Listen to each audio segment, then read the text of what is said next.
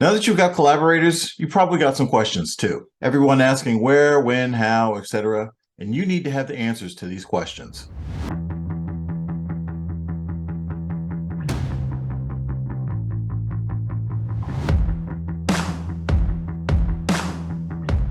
Round one, fight!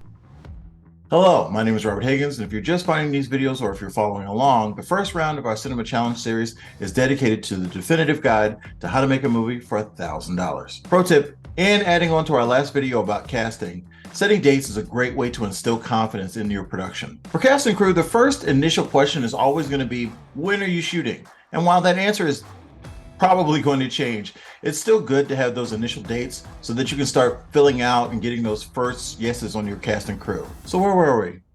All right, questions. Filmmaking, especially independent low-budget filmmaking, is the artistic equivalent of trying to juggle flaming tennis balls while keeping spinning razor-sharp plates in the air. However, that's not something that you want to show to potential collaborators. According to them, your production is an unsinkable ship sailing on calm, safe waters. But in order to project that stability, like I said, you're going to have to answer a lot of questions. Most of which break down into two categories, where and when, which, translated into production speak, is locations and scheduling. Let's start with locations. Where you're shooting is vitally important to your production, and obviously the less amount of money that you spend on locations means more wiggle room in your budget. Also, if you're offering travel stipends to your crew, and you should, the amount of travel they have to do is going to determine how much you should offer them. We talked before about getting locations that are essential to cast and crew so that you can ease or even eliminate these costs as well. I can say that it's in your best interest to look up a simple location agreement that basically says that the owner of the location cannot be named in a lawsuit if one of your cast and crew should injure themselves while on set. Little details like these enforce an image of professionalism, despite the fact that you're shooting a movie on a phone for $1,000, and help set location owners at ease. But the biggest thing that you should be wary of when it comes to locations is what's known as company moves. This is when your entire cast and crew or company has to move from one location to the next in order to continue shooting. When you're scheduling your film, you want to avoid this at all costs. Company moves eat time because you have to shut down and probably clean up your first location, then move to your second location, which you probably have to set up and continue shooting. Best case scenario, you lose an hour. I've lost as many as 3. And with an 8-hour shooting day, that's a killer. The production loses momentum, the whole vibe changes, actors get lost while traveling. Seriously, this is a Murphy's Law grab bag of disaster. Don't do it if you can avoid it. And the way to do that is with proper scheduling, but we'll get to that in a minute. But the best way is to maximize on your locations. If you're using, say, a house that you have access to, and we've talked about this before, every room is a potential location, but a bedroom is not always a bedroom in an indie film production. Let me explain. Let's say you got a scene in a hospital, which is a hard location to get. You can fake that with dollar store curtains, a white wall, some chairs, old magazines, and sound effects. By turning a bedroom into a patient room or a hallway into a hospital, this not only saves you money, but time, as you get to avoid the dreaded company moves. However, sometimes you can't get or even fake a location, and in that instance, you probably want to change your script. In our $1,000 movie, Sex Like Pizza, we had a scene that took place in a coffee shop that led to the actors walking and talking in a completely different location. So to avoid company moves, we simply changed the script to a coffee delivery service where one character arrives in the main location with coffee on a tray. This also helps with scheduling. There's an alchemy to indie film scheduling. Done properly, it'll turn lead into gold, and done improperly,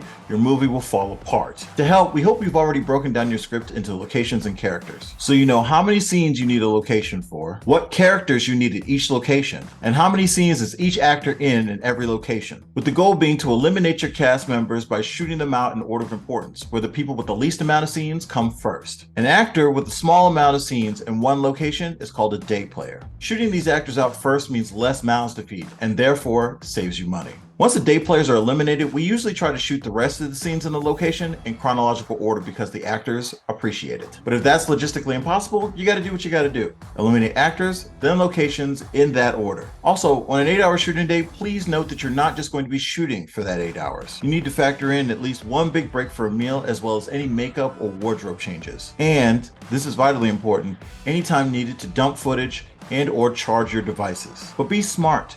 You can piggyback off of your breaks by charging and dumping your footage while you guys are on break for your main meal. So how do we make the schedules, you ask? Well, there are programs out there. You can certainly use either Google Sheets or Microsoft Excel for all of you nerds out there that like spreadsheets. There are also free templates that you can Google and certainly co-op for your production. Here at Bespectacled Mofo, we plan to drop our own indie film document kit at the end of this round of our Cinema Challenge series. So depending on when you find these videos, that document kit may already be available and will be linked in the notes below. My wife, who is also our producer here at Bespectacled Mofo, likes to use Studio Binder. And no, this is not an ad read. The free version of Studio Binder is extremely limited, but the paid version ranges from about $30 to $50 a month. So with the paid version, about a month before your shoot, you can upload your script into Studio Binder and it'll break down your script and do a lot of the heavy lifting that we just talked about. And in conjunction with the breakdowns that you've already done in this series, you should be able to schedule your production with relative ease. Having your locations nailed down as well as a detailed schedule will allow you to finalize your budget. Then you can begin to organize any purchases you need to make. But that's a topic for next week. With that being said, please like and subscribe. Hit the bell so you get notified when we post. Guys, we're only like 3 videos out from actually shooting your $1,000 movie. So please stay with us. Keep grinding. You've got work to do.